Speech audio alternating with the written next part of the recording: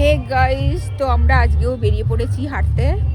তো আজকে একটু 4টে না, আজকে আমরা অনেক আগেই বেরিয়েছি 4টে, কারণ আজকে একটু এক জায়গায় যাওয়ার আছে। তা তোমরা দেখতে থাকো। আর ও যে মাটির পাহাড় তৈরি করে রাখছে, কারণ বর্ষার সময় পাওয়া যাবে না, তাই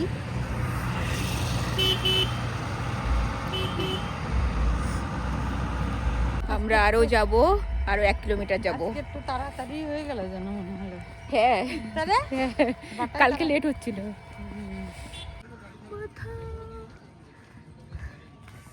কি এর মধ্যে যা গরম হবে না, যারা কাজ করছে বলো। একদম আলু পোড়া দিতে হবে। আলু পোড়া, আলু ছাই হয়ে যাবে পুরো। আলু পোড়া লাগে, সে তো লাগে। গাইজ, এই যে আমরা চলে এসেছি এইখানে।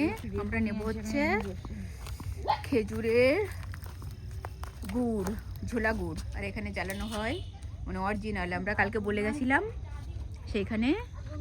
তো এখানে শুধু মাঠ আর মাঠ। আমাদের জমি হচ্ছে ওইখানে ওইদিকে। আর নেবো হচ্ছে আমি দুধ। এই যে ইনার কষ্ট হয়ে গেছে, ইনি বসে পড়েছে, তো আমিও বসবো। এই যে আমিও বসে পড়েছি।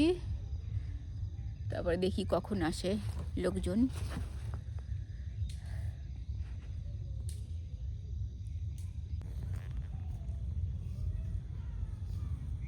লোকজন আসতে লেট করছে, কি করব? আগুন পোয়াইনি। তা কি দিয়ে জ্বালাবে আগুন? ডিশ লাইন নেই,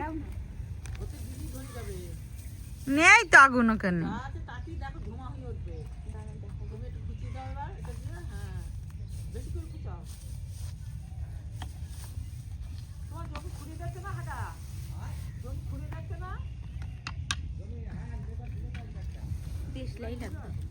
একটু আগুন নেই, জলে কখনো কে জানে। দেখো গাইজ, আমরা আগুন ধরাই ফেলাইছি। আর পিছনে তো বরফ হয়ে গেছে গো।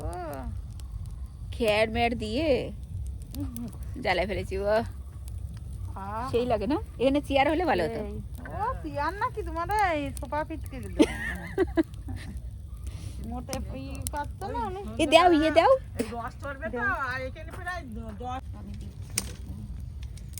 কোনসে দিলে আমি নেববে না।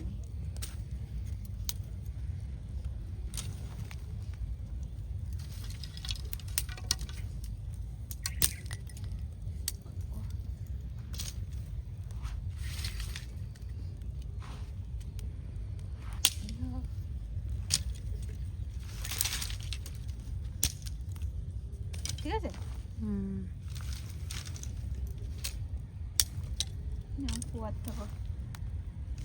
না বন্ধ করবো? হ্যাঁ, রস